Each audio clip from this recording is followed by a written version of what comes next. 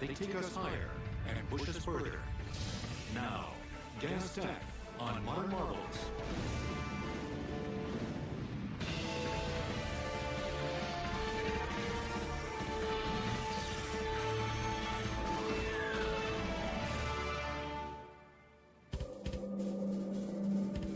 Blimps. We've all seen them. Hovering above U.S. cities during big games, or quietly circling any number of outdoor spectacles. From the ground, a blimp's graceful turns and steady course make it appear almost weightless. But in reality, what keeps the over 3 tons of metal and fabric of this Saturn lightship airborne is one very simple and visual use of gas technology. We're all familiar with gas. What makes balloons go up, the air we breathe, the fuel that helps us cook food, and dry clothes.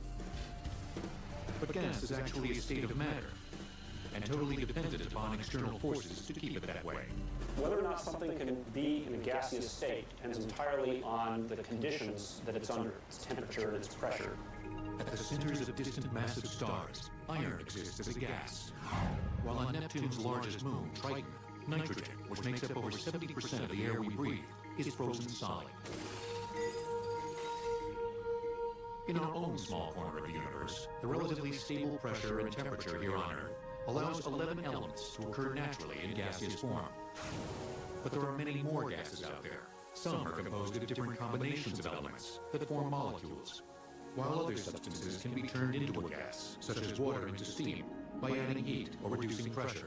Gas has neither definite size nor definite shape. So if I take a gas and expand it into a confined shape, like a bottle or a glass, it will easily expand to fill that bottle, and it will take on the shape of that bottle.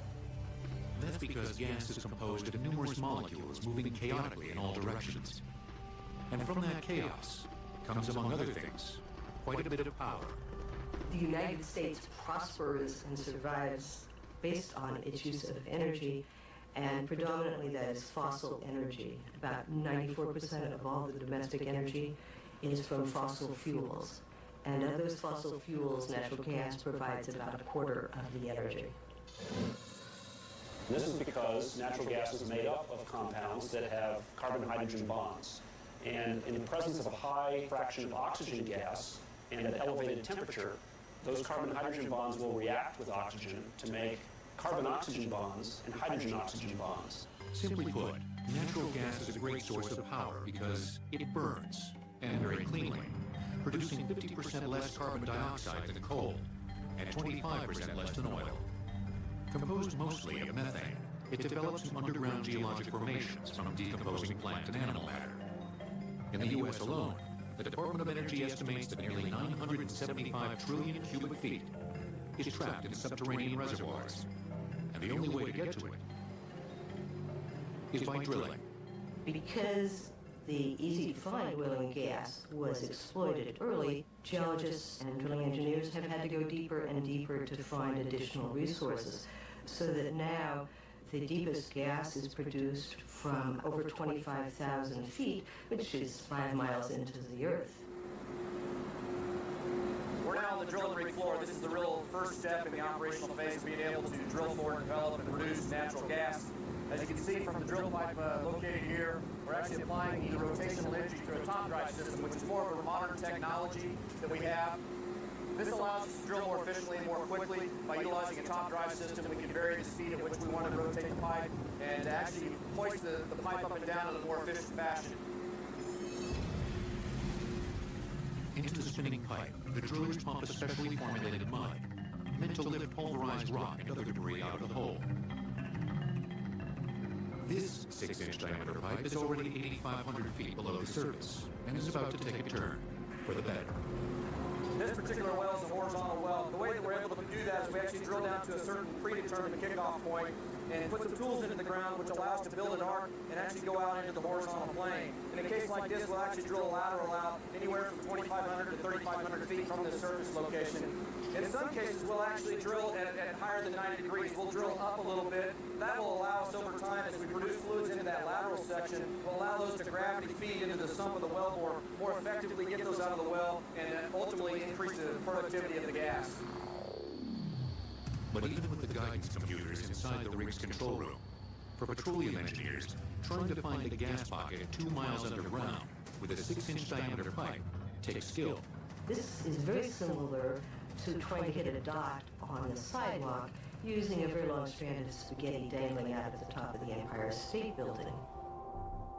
The business end of the drill rig is a 3-headed carbide steel bit that grinds its way through the rock. This is a traditional tri-cone drilling bit. As you can see, the cones on the bottom. This is where we're actually able to break up the rock. We have drilling mud that's being pumped down through the drill pipe, comes out through the ports. But simply punching a hole into the gas pocket doesn't guarantee a successful well. Rig workers rely on a topside injection process, known as a frac job, to coax the gas from the ground. Over a mile below the ground is a formation that has the consistency of sidewalk cement. It's a gas-bearing formation, but in order to be able to produce the gas out of there effectively, we pump what we call a frac job, where we literally are fracturing the formation. We're injecting fluid at a high rate of speed into the formation along with some sand. The sand goes out inside the fracture and causes a flow path back into the wellbore to more effectively produce the gas. We do that by taking gel, pumping it into the formation. As you can see, it's relatively thick and has a lot of consistency to it. And we add into the sand. This actually sits into the formation, stays there, and allows a mechanism or a medium for the gas to flow into the wellbore. What comes out of the ground is usually impure and must be processed before it can be used. As far as the gas coming from the wells, we have thousands of miles of gas pipelines, anywhere from 2 inches on up to 24 inches that gather the gas and bring it to the central facility. I kind of describe it like the spokes of a wheel, and the plant sitting in the middle of that wheel.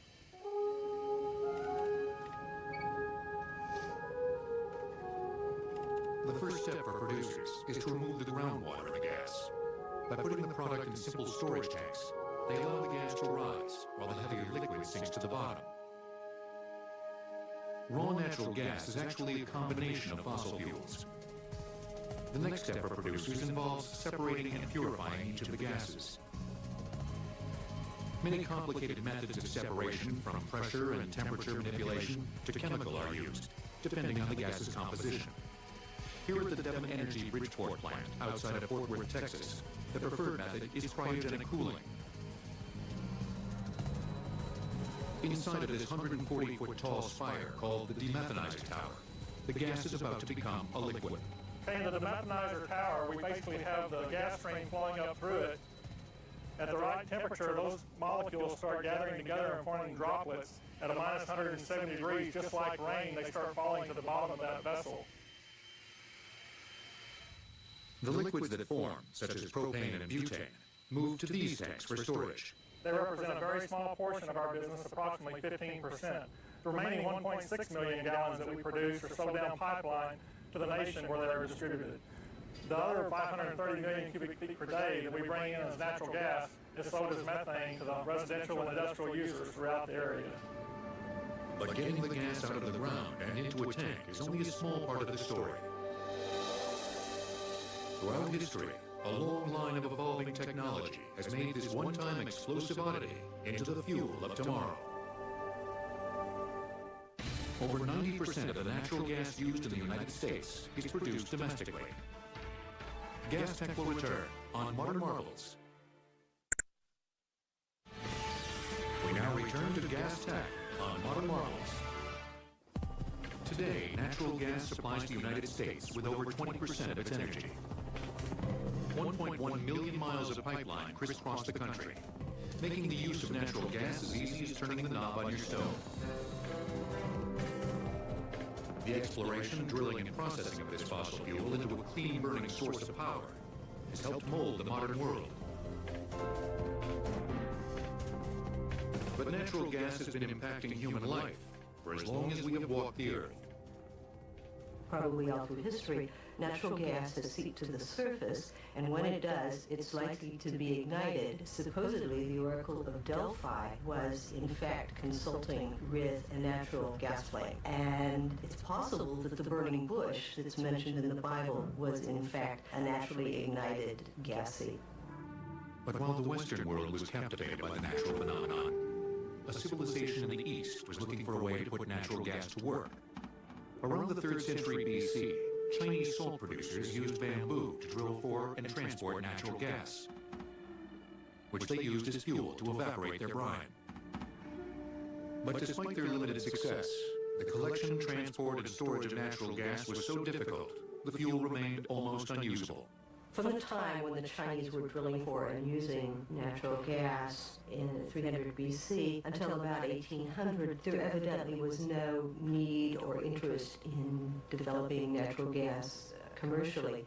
It existed as an oddity escaping in various places from the earth, but there was no use for it, and therefore there was no need to drill for it. But during the 1850s, another more manageable form of gas opened the public's eyes to the potential new power source. Manufacturers used a product known as coke to fuel their furnaces. Coke was made by cooking coal in an airtight container. The final product burned hotter and more efficiently than coal. One of the byproducts of the cooking process was a flammable gas. In the early 1800s, manufactured gas was found very valuable to light street lamps. However, this manufactured gas is rather polluting, and when the opportunity came to use natural gas, which is much cleaner, it was considered a very significant improvement. The only problem was that most of the natural gas was located far from the cities that had the use for it as street lighting. Petroleum companies could easily load their liquid products onto trains or trucks, but that didn't work for invisible, odorless gas. It wasn't until pipeline welding was perfected about the time of World War I that gas could be transferred significant distances. Then, of course, the economic downturns during the Depression and World War II meant that there was not significant demand for natural gas. And it was only after World War II where both the need and the technology to transport gas coincided that we had a significant increase in natural gas use. The timing was perfect. The consumer world was about to take a giant step into the future, and natural gas would provide both the power and the product. And it was opportunities such as plastics that developed in the 50s that really stimulated gas use. Natural gas is both the fuel to run plastics factories and is the raw material that is used to make the plastic that was so significant in our lifestyle changes since the 50s. Between plastic and pipelines, natural gas was no longer an alternative fuel. It was becoming as big a part of consumers' lives as gasoline and electricity, and its use would continue to grow. Today, that growth has led to a wide range of natural gas delivery systems. This strange-looking tanker ship is transporting over 125,000 cubic meters of natural gas, which will be unloaded at a specialized terminal. But most of the natural gas we use arrives via a complicated array of pipelines and distribution centers that push the product to consumers around the country. Southern California Gas Company is the largest local distribution company in the United States. We serve approximately 20 million people through about 5.4 million meters. That's a service territory of about 25,000 square miles, which is most of Southern California. On an annual basis, we move about 1 trillion cubic feet of gas, which is a little less than 5% of the total gas consumed in the United States. The natural gas enters the system from the producer's 30-inch diameter interstate pipeline. Though under pressure, the natural gas moves slowly. For distributors, forecasting how much gas their customers will use is an important part of the job. We're here right now at our gas control center in Southern California. And at this location, we actually monitor where gas is going to come in, and we forecast where the gas is going to be used by our customers. So every day, we have to move the gas around our pipeline system to be sure it's in the spot that the customers need it. And again, with the gas moving relatively slow, we do have to forecast carefully and understand our customers' needs. To make sure there are no gaps in the service, distributors around the country keep a little extra natural gas on hand. Thanks to over 400 storage facilities nationwide, if demand picks up suddenly and the supply in the pipeline is insufficient, distributors can quickly draw from nearby reserves. This is one of the largest natural gas storage facilities in the western United States. What makes this site, conspicuously absent of tanks and steel pipes, so valuable is the geologic rock formation over 10,000 feet below the surface. The reason the storage reservoir is here is because 2 miles beneath my feet is this kind of rock. This is a porous sandstone. 20% of this rock is pore space, just like the space between the grains of sand on the beach. And that's where we compress the gas and place it in that porosity. We can fit 50 cubic foot of gas into every cubic foot of the rock.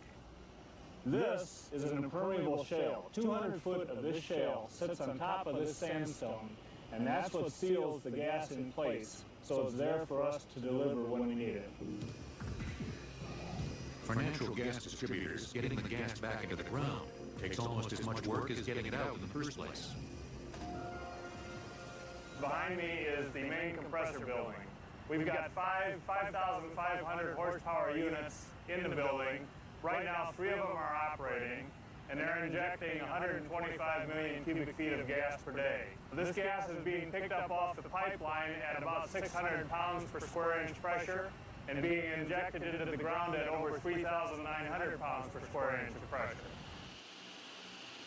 To put things in perspective, our storage capacity is large. It's enough gas to serve the 20 million consumers in Southern California for about 3 months. When the natural gas is needed, it's pulled from the ground and gets a good cleaning. Separation tanks and cooling towers, similar to those used in the initial refining process, remove dirt, water, and heavier hydrocarbons that have contaminated the gas while underground.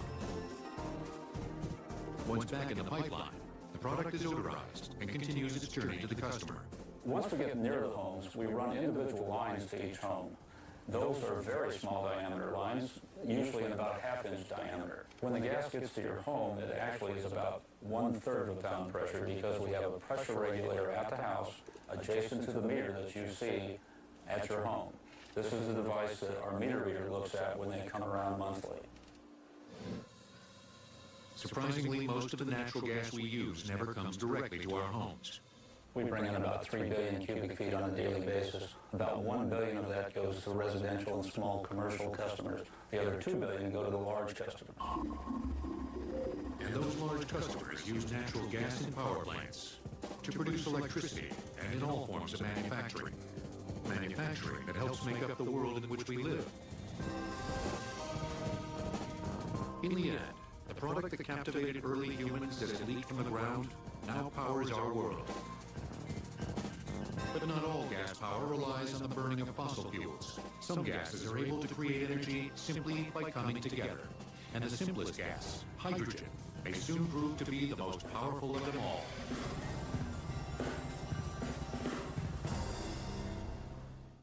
In 2002, the United States consumed over 23 trillion cubic feet of natural gas, the volume of a cube, almost 5 miles on each side. Gas Tech will return on Modern Marvels. We now return to Gas Tech on Modern Marvels. One of humanity's earliest uses of gas technology as a power source came with the invention of the steam engine. First built in the late 1600s, its rapid evolution changed the world by providing the power that turned the wheels of the Industrial Revolution. But in these early engines, gas didn't create the power. Wood and coal were burned to turn liquid water into something the machine could use. Steam.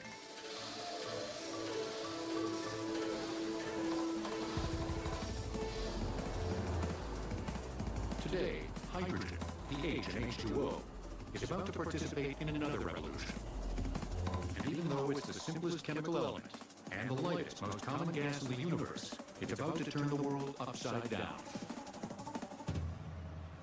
The credit for the discovery of hydrogen usually goes to Henry Cavendish in 1766, who described the properties of it, and sometimes to Antoine Lavoisier, who shortly thereafter actually named it hydrogen from hydro, meaning water, and gen, meaning generation, because when you take hydrogen and oxygen, it makes water.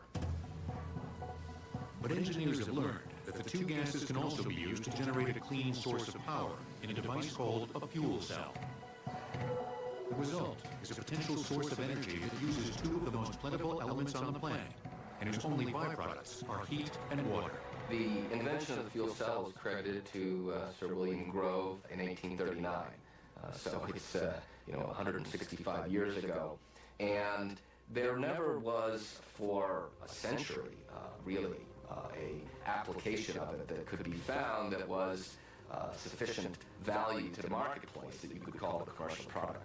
I think it was really not until the 1960s that General Electric was able to develop fuel cells that NASA used in Gemini missions, and then United Technologies Corporation developed a fuel cell for use in the Apollo missions. Though launched into space atop a pillar of burning gas, once aloft, the space capsules needed power of a different type. Onboard computers and life support systems needed electricity, but the traditional means of generating power involved combustion, an impractical and potentially dangerous option in space. Fuel cells seemed ideal, and they had additional benefits. Hydrogen combined with fuel cells were very attractive to NASA because you could generate electricity very efficiently, and obviously spacecraft need a lot of electricity, but you could also generate water, and that could be drunk by the astronauts, and that was also kind of 2-for-1, made hydrogen and fuel cell combination very attractive. Today, car manufacturers are following NASA's lead. Since the early 1990s, automakers have steadily improved hydrogen cell technology. Modern fuel cells are composed of a positively charged electrode called a cathode, and a negatively charged electrode called an anode, separated by a thin plastic membrane. When a hydrogen atom composed of an electron and a proton passes over the anode, it separates. The proton passes through the plastic membrane, but the electron cannot, and is sent as electricity through a circuit as a source of power, eventually reaching the cathode. Once there, the electrons and protons combine with oxygen gas. Ultimately, the fuel cell offers a power source with only heat and water as byproducts. But while hydrogen offers promise as a fuel, there are still many technological hurdles to overcome. The gas is extremely volatile, and scientists are trying to discover a way to store large quantities without potentially explosive high pressurization. But the biggest obstacle for engineers trying to create this ideal power source has less to do with the fuel cell than the gas itself. Well, the biggest problem with hydrogen production is that today, 95% of hydrogen is made from natural gas. And natural gas is a fossil fuel, and when you turn natural gas into hydrogen, you release a great deal of carbon dioxide, which is the principal greenhouse gas that causes global warming. So you don't really solve our problem of dependence on fossil fuels, and you don't solve our global warming environmental problem by making hydrogen out of fossil fuels. The goal, the dream, is to make hydrogen out of renewable resources like wind power, solar power, and the like. The problem is that is a very expensive and inefficient process. Fuel cells work because the other gas in the cell, oxygen, is one of the most reactive substances in the universe, causing our cars to rust and fruit to mold, but also keeping us alive by reacting with our blood. Its properties make it one of the best known and most used gases. Everything from steel production to medicine, and even rocket fuel, rely on oxygen's reactive molecular structure. Oxygen was discovered as a major part of the Earth's atmosphere by Joseph Priestley, who did a series of experiments that he published in 1776. And these experiments began by toying around with burning candles in jars filled with air. And he quickly decided to move from candles to mice, for reasons that escape me. And his critical experiment that he did was to put a mouse inside of a jar full of normal air, and to note that the mouse would stay alive and active for 15 minutes.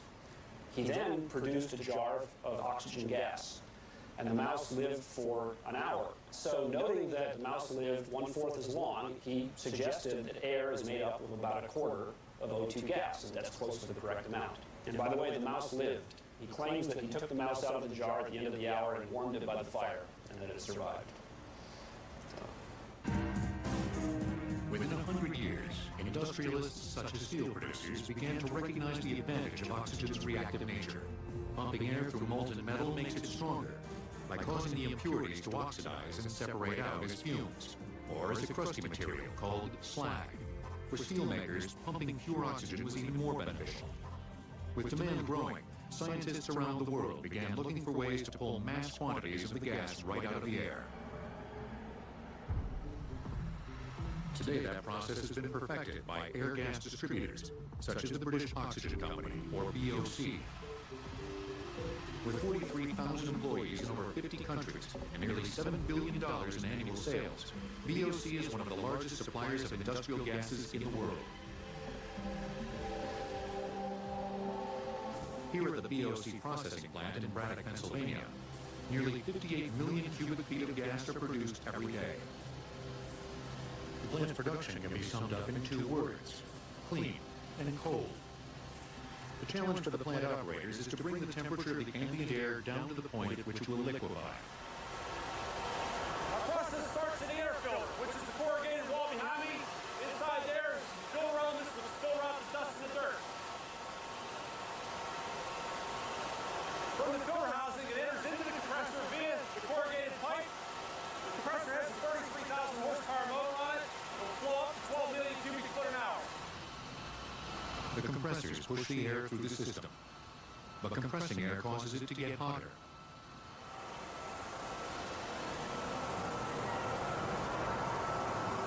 Once we compress all the air and the gas, we have to cool it back down. That's the basic function of this piece of equipment. We circulate water through the system at 22,000 gallons a minute through our compressors, which picks up the heat out of the air and the product. We return the water back to the top of this tower, which sprays out over the packing to disperse the water. We induce the draft up through with fans, and just that contact and evaporation of the water pulls the water back down again. The air, or unrefined product, then heads to a cooling tower to further lower the temperature through evaporation. The silver tower behind me is used to cool the air after it leaves the compressor. Air leaving at approximately 170 degrees Fahrenheit enters the tower in the base, the water is sprayed down over top of it, and the air comes out at the top of the tower at approximately 47 degrees Fahrenheit. The air then passes through a chemical process to remove CO2 and water vapor, both of which, if left inside the airstream, would freeze, plugging the machine. The air then enters an expansion turbine, where most of the cooling occurs. Just as an aerosol can becomes cold when its pressurized contents are released, the expansion turbine, as its name implies, allows the gas to expand, which reduces its pressure, causing it to shed heat. The final step in the process involves distilling the gas into its individual elements. The 170-foot tower behind me is where the actual distillation occurs. As the air enters in minus 270 degrees Fahrenheit, we keep chilling the air down until it hits the liquefaction point of oxygen.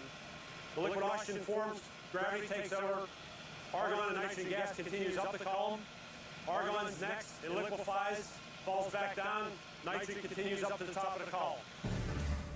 From there, the separated gases travel to storage tanks. This VOC plant uses a pipeline to ship oxygen to its largest customer, a local steel mill. Trucks and train cars are used to transport to smaller customers. But carrying cryogenic liquid takes a very special big rig. The trailers we use are like a big thermos bottle. You have an aluminum tanker inside, and you have a steel vessel outside. It's filled with an insulation material called perlite. The product that leaves this site as a liquid is put into a truck, as you see behind me filling. We'll fill it up to just under 80,000 pounds. Driver pulls onto the scales, hooks up the hoses, he'll program the scales, and once everything is verified, he'll start filling. At a certain pre-programmed limit, the scales will shut the valves, and the drivers will take a final test and button the trailer up.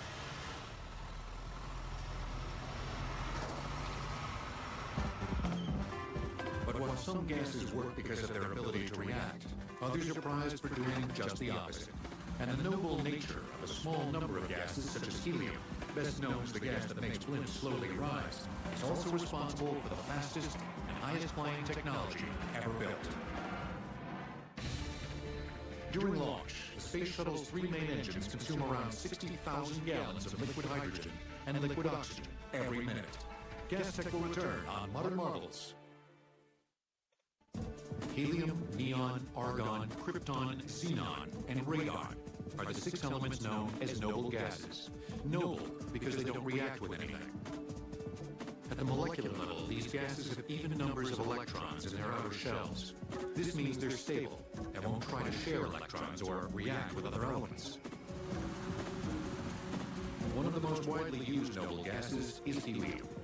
From party balloons to blimps circling overhead, we're all familiar with helium's lighter-than-air characteristics.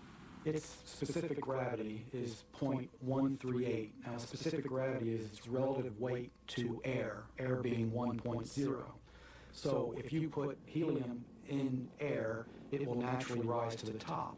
And in fact, it will eventually rise and float out of the atmosphere. That's why there's such a small amount of helium in the atmosphere, is because it's continually floating and going out into space. Here on Earth, the gas is mainly found underground, within natural gas deposits. But in space, the main production centers are stars. The helium was first discovered by Pierre Jensen in 1868 by looking at emission spectra from the sun. And he noted a yellow emission line in the spectrum, and it did not correspond to the emission line of any known element. And he suggested that it was emitted by an element that's unknown in the Earth, but was common in the sun, and he named it after the sun god Helios, and called it helium. He was laughed at. It was considered ridiculous to identify an element in nature without having isolated it in the laboratory. Despite the gas's undignified discovery, within 50 years, the United States government began to see helium's serious military potential. Near the end of the First World War, the U.S. commissioned a fleet of helium-filled balloons to perform reconnaissance missions against the Germans. The original reason the government got into the helium business was for observation balloons used during World War I for artillery spotting in Europe. The advantage to helium, of course, is that it's non-flammable. And you can shoot at that observation balloon, you just put a little hole in it, and it'll slowly come to the ground, and everyone walks away. In the late 1920s, the U.S. government began building the Akron, and soon after, the Macon, held aloft by 6 million cubic feet of helium each. The rigid airships were the largest in U.S. history. Dirigibles continued their military service into the Second World War. During the invasion of Normandy, special helium-filled blimps called barrage balloons protected ships from attacks by the Luftwaffe. But over time, the government's real interest in helium was sparked not by how it reacted under fire, but how, as an industrial gas, it didn't react at all. Aerospace engineers in the 1950s pushed the limits of metallurgy in their quest to build ever faster aircraft. Both extremely light and exceptionally strong, airframes built from titanium opened the door to supersonic flight. But welding the metal together proved difficult. Welders who use electricity, such as in arc welding, must be wary of reactive gases. As the electricity melts the metal, gases in the air react to the charge, causing impurities that weaken the weld. By pumping non-reactive helium through the melting titanium, aerospace engineers in the 1950s were able to get welds so strong, it was as if the pieces had been forged from a single sheet of metal. The military found other uses for helium as they constructed weapons for the Cold War.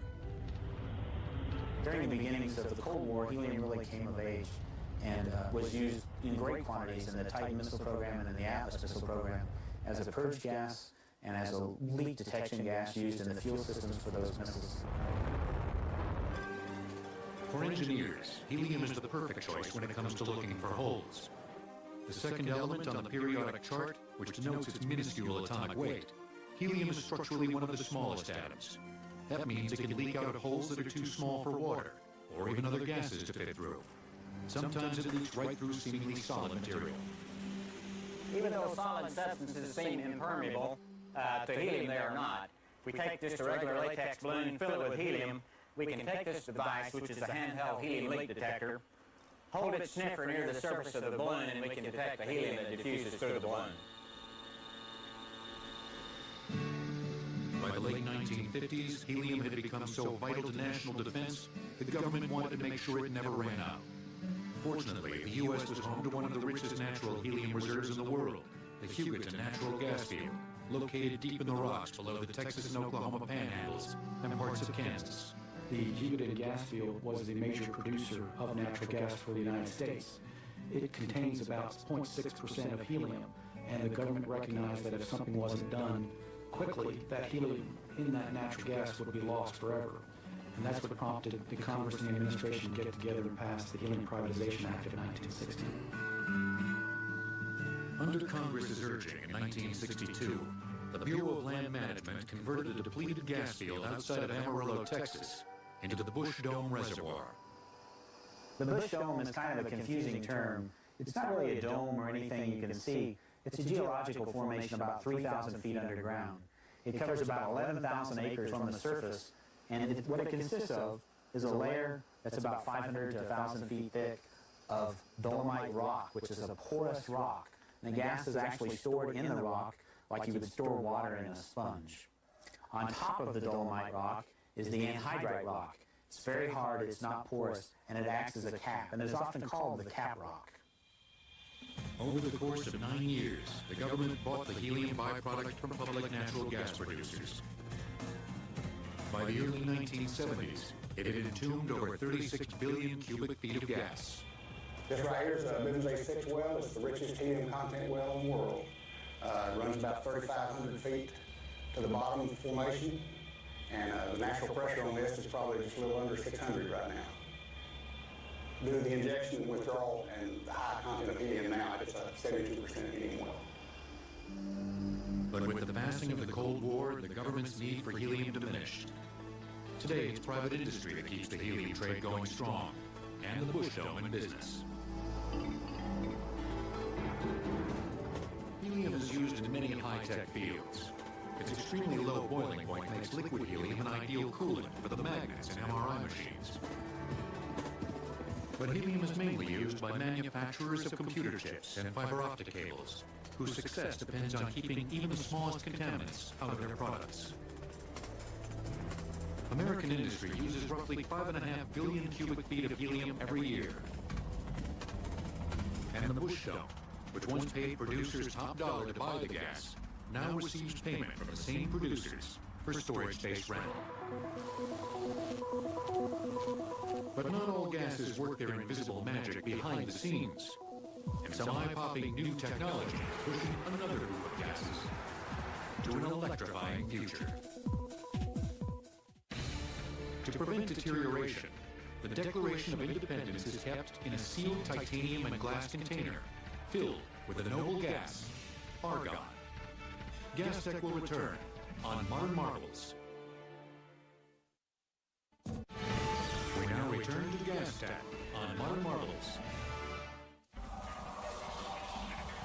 Neon, mercury, helium, xenon, and krypton create the spectrum of colors we collectively refer to as neon lights.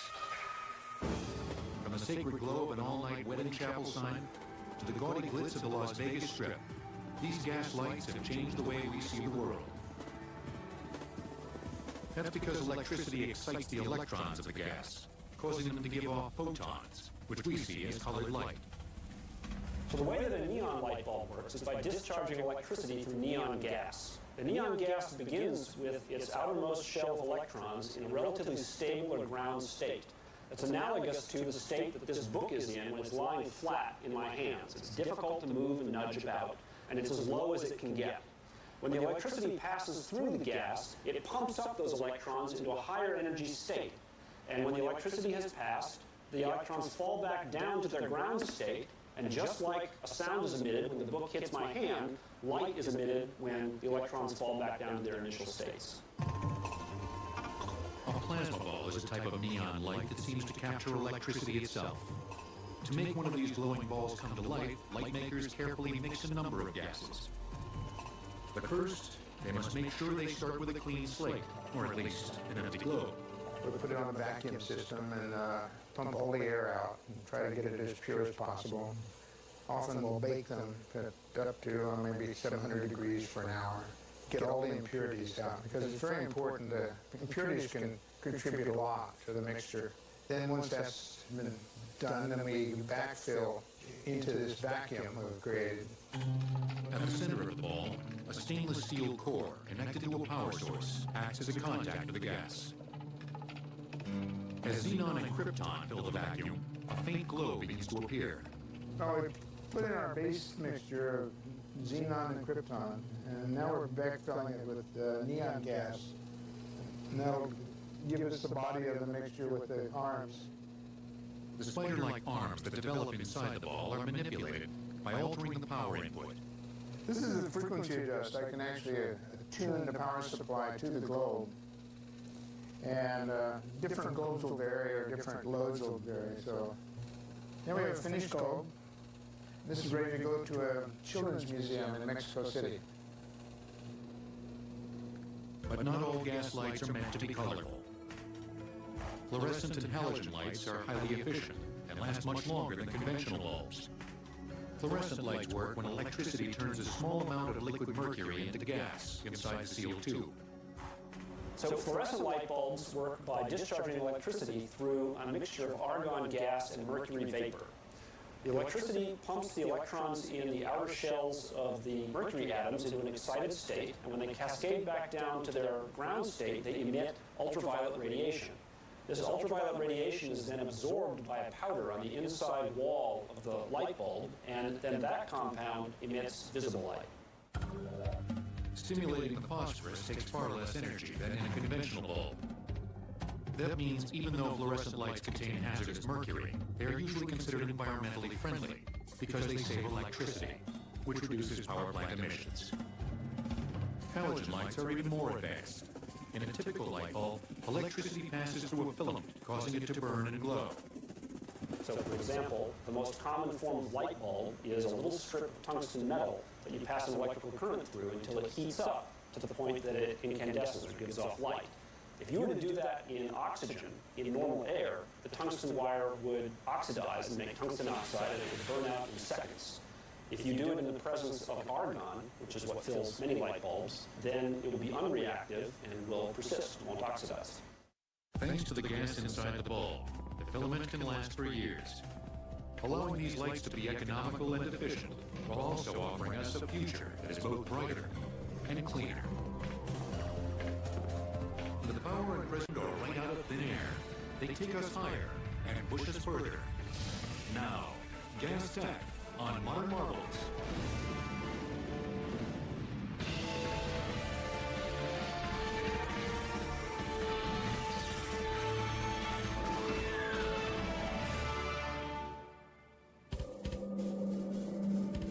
Blimps. We've all seen them. Hovering above U.S. cities during big games, or quietly circling any number of outdoor spectacles. From the ground, a blimp's graceful turns and steady course make it appear almost weightless. But in reality, what keeps the over 3 tons of metal and fabric of this Saturn lightship airborne is one very simple and visual use of gas technology. We're all familiar with gas. What makes balloons go up, the air we breathe, the fuel that helps us cook food, and dry clothes. But gas is actually a state of matter, and totally dependent upon external forces to keep it that way. Whether or not something can be in a gaseous state depends entirely on the conditions that it's under, its temperature and its pressure. At the centers of distant massive stars, iron exists as a gas, while on Neptune's largest moon, Triton, nitrogen, which makes up over 70% of the air we breathe, is frozen solid. In our own small corner of the universe, the relatively stable pressure and temperature here on Earth allows 11 elements to occur naturally in gaseous form. But there are many more gases out there. Some are composed of different combinations of elements that form molecules, while other substances can be turned into a gas, such as water into steam, by adding heat or reducing pressure. Gas has neither definite size nor definite shape. So if I take a gas and expand it into a confined shape, like a bottle or a glass, it will easily expand to fill that bottle, and it will take on the shape of that bottle. That's because gas is composed of numerous molecules moving chaotically in all directions. And from that chaos comes, among other things, quite a bit of power. The United States prospers and survives based on its use of energy, and predominantly that is fossil energy. About 94% of all the domestic energy is from fossil fuels. And of those fossil fuels, natural gas provides about a quarter of the energy. This is because natural gas is made up of compounds that have carbon-hydrogen bonds. And in the presence of a high fraction of oxygen gas and at elevated temperature, those carbon-hydrogen bonds will react with oxygen to make carbon-oxygen bonds and hydrogen-oxygen bonds. Simply put, natural gas is a great source of power because it burns, and very cleanly, producing 50% less carbon dioxide than coal, and 25% less than oil. Composed mostly of methane, it develops in underground geologic formations from decomposing plant and animal matter. In the U.S. alone, the Department of Energy estimates that nearly 975 trillion cubic feet is trapped in subterranean reservoirs, and the only way to get to it is by drilling. Because the easy-to-find oil and gas was exploited early, geologists and drilling engineers have had to go deeper and deeper to find additional resources, so that now the deepest gas is produced from over 25,000 feet, which is 5 miles into the earth. We're now on the drilling rig floor. This is the real first step in the operational phase of being able to drill for, develop, and produce natural gas. As you can see from the drill pipe located here, we're actually applying the rotational energy through a top drive system, which is more of a modern technology that we have. This allows us to drill more efficiently and more quickly. By utilizing a top drive system, we can vary the speed at which we want to rotate the pipe and actually hoist the pipe up and down in a more efficient fashion. Into the spinning pipe, the drillers pump a specially formulated mud, meant to lift pulverized rock and other debris out of the hole. This 6-inch diameter pipe is already 8,500 feet below the surface and is about to take a turn for the better. This particular well is a horizontal well. The way that we're able to do that is we actually drill down to a certain predetermined kickoff point and put some tools into the ground, which allow us to build an arc and actually go out into the horizontal plane. In a case like this, we'll actually drill a lateral out anywhere from 2,500 to 3,500 feet from the surface location. In some cases, we'll actually drill at higher than 90 degrees. We'll drill up a little bit. That will allow us over time, as we produce fluids into that lateral section, will allow those to gravity feed into the sump of the wellbore, more effectively get those out of the well, and ultimately increase the productivity of the gas. But even with the guidance computers inside the rig's control room, for petroleum engineers, trying to find a gas pocket 2 miles underground with a 6-inch diameter pipe takes skill. This is very similar to trying to hit a dot on the sidewalk using a very long strand of spaghetti dangling out of the top of the Empire State Building. The business end of the drill rig is a 3-headed carbide steel bit that grinds its way through the rock. This is a traditional tri-cone drilling bit. As you can see, the cones on the bottom. This is where we're actually able to break up the rock. We have drilling mud that's being pumped down through the drill pipe, comes out through the port. But simply punching a hole into the gas pocket doesn't guarantee a successful well. Rig workers rely on a topside injection process, known as a frac job, to coax the gas from the ground.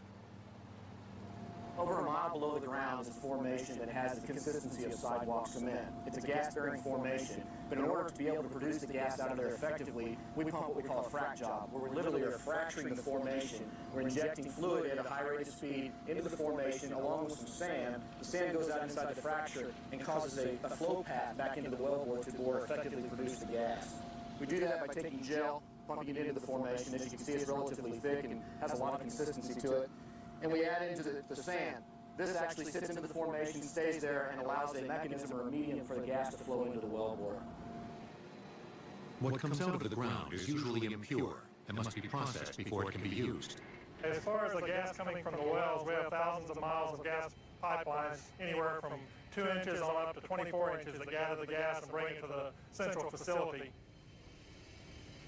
I kind of describe it like the spokes of a wheel, and the plant sitting in the middle of that wheel.